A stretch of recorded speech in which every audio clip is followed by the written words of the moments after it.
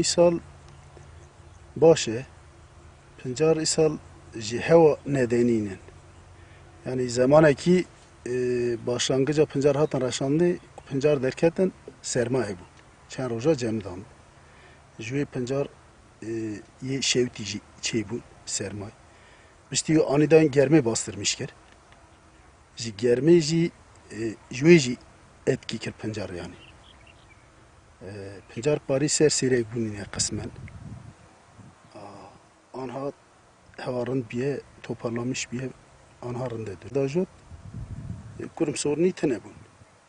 Ama isalva he millet ilaç dike. Hene kad ducar ilaç gidiyor disa tamamen kurnatiye bir necara siya ilaç diken. Yani genel olarak bir deri sorunu çiftçi açını. Sorunu çiftçiye isal yağış rımbu. O ekiparının bu sorun sıkıntı hene. Yani sıkıntı çiftçiye ürün emeğini karşılamıyor. Yani karşı emeğe dernahı. Hele pancarcılık özellikle yani yeki pancar bıraşını eğer işçi dezgahı mali nimbe hemen halas nake. Ye dez zarar kartana zarar cinne. Yalnız ye işçi mali nimbe zarar.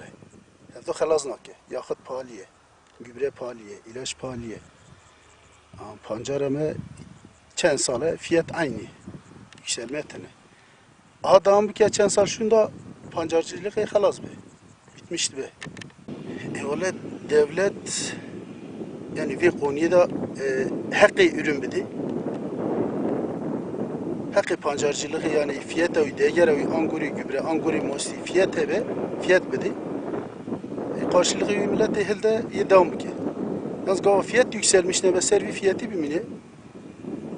O şartçı ev ben mazut milyon ek bu.